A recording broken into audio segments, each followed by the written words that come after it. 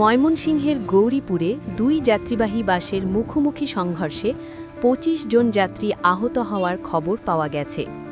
বুধবার দুপুরে ময়মনসিংহ কিশোরগঞ্জ মহাসড়কের উপজেলার চর শ্রীরামপুর এলাকায় এই দুর্ঘটনা ঘটে।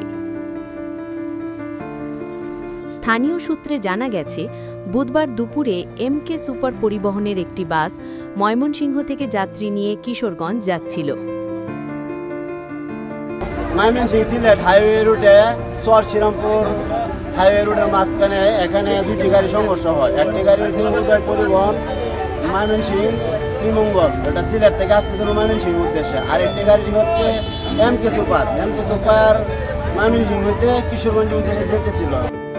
পথিমধ্যে বাসটি ময়মনসিংহ কিশোরগঞ্জ মহাসড়কের চর শ্রীরামপুর এলাকায় আসতেই বাসটির সাথে মৌলভীবাজার থেকে ছেড়ে আসা উদার পরিবহনের বাসের মুখোমুখি সংঘর্ষ হয়।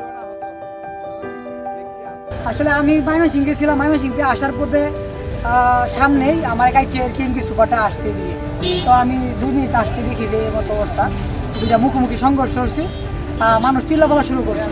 তো কেউ আর বেরোতে পারছে না, দুনো গাড়ি দরজায় তো লক হয়ে গেছে। পরে অনেকে জানলা ভাঙি টাঙ্গিয়া বেরোতেছে। অনেক হতাহত আহত হয়েছে, আমরা বলতে পারতেছি না। আমরা সকলকে আমরা হাসপাতালে নেওয়ার জন্য গাড়িতে উঠিয়ে দিয়েছি। আমরা বলতে চাই যাতে এখানে মাসে 2 থেকে 3টা অ্যাক্সিডেন্ট হয়, যাতে এই বিষয়টা সরকারের পরিবহনের মালিকের পক্ষ থেকে তারা যাতে দৃষ্টি করে দেখে, যাতে এখানে অ্যাক্সিডেন্ট যাতে আমাদের এলাকাবাসীর দাবি অ্যাক্সিডেন্টটা যাতে এখানে না হয়। এ সময় দুটি বাসের সামনের অংশ দুমড়ে মুচড়ে যায়। আহত হয় 2 বাসের অন্তত 25 জন যাত্রী। খবর পেয়ে পুলিশ ও স্থানীয়রা আহতদের উদ্ধার করে ময়মনসিংহ মেডিকেল কলেজ হাসপাতাল ও স্থানীয় উপজেলা স্বাস্থ্য কমপ্লেক্সে প্রেরণ করে। তবে তাৎক্ষণিকভাবে আহতদের নাম পরিচয় জানা যায়নি। উক্ত সংঘর্ষে যাত্রী আনুমানিক 20-25 জন আহত হয়। ড্রাইভার এবং হেল্পার তারা পালিয়ে যায়।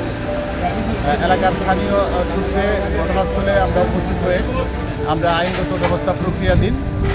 বাসের ভিতরে একটি বাসের ভিতরে কাগজপত্র পাওয়া গেছে।